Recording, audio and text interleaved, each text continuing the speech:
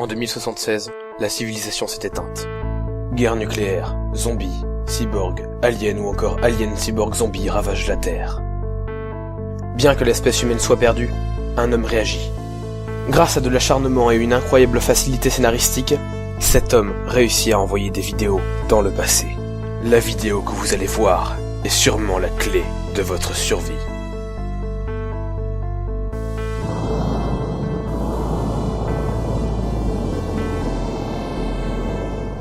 Bienvenue dans le futur.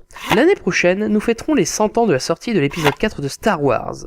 Pour vous, la première diffusion remonte à environ 36 ans, mais à notre époque, en 2076, pour ceux qui ont bien suivi le générique, cela fera un siècle que George Lucas commencera son ascension pour devenir le réalisateur le plus rentable de l'histoire. Pourquoi est-il le plus rentable ? Tout simplement que, mis à part les 6 épisodes Star Wars, sa filmographie ne compte qu'American Graffiti et THX 1138. Ce dernier a d'ailleurs donné son nom en partie à une société de George Lucas. En partie, car il s'agit aussi de l'acronyme Tomlinson-Holman's Experiment, du nom de l'ingénieur du son de Lucasfilm. Revenons à nos Stormtroopers. L'acteur Bruno Lassalle, qui choisira comme nom de scène Bruno Solo, en hommage à Han Solo, aimait raconter une anecdote sur la jeunesse de Star Wars. Il rappelait sans arrêt que Lucas voulait à la base adapter les aventures de Flash Gordon au cinéma. Les droits lui étant refusés, il choisit de créer sa propre épopée spatiale. Bien que l'on peut voir en Star Wars une simple transposition des légendes du roi Arthur dans un passé lointain, avec vaisseaux et technologies rétro-futuristes, on ne peut que s'incliner devant la qualité de la série, notamment face à l'adaptation de Flash Gordon, sortie 3 ans après Un Nouvel Espoir. Dans notre prochaine expérience, nous allons voir un fan de Star Wars partageant son abri avec un fan de Flash Gordon. Il y a bien entendu une collection de produits dérivés bien plus importants que l'autre. Je vous laisse deviner laquelle. Les produits dérivés sont d'ailleurs nés grâce ou à cause de George Lucas.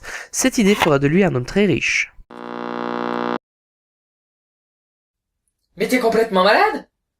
Tu vas attirer des aliens zombies ? Arrête de paniquer, ils ne pourront jamais grimper ici. Ce n'est pas une raison pour faire n'importe...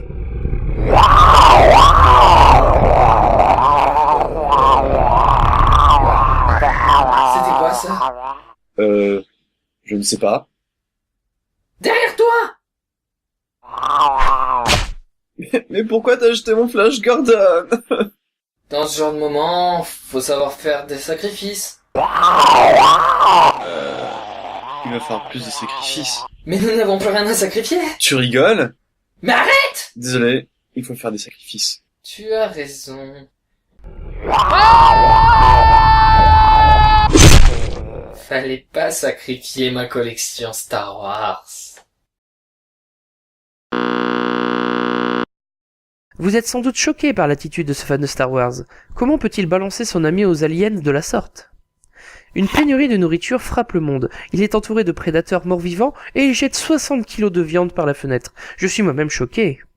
La morale de cette expérience est, disons qu'il vaut mieux être fan de Star Wars ou ne pas être en présence d'un fan de Star Wars. Dans notre prochaine expérience, nous verrons si le cosplay peut vous sauver la vie.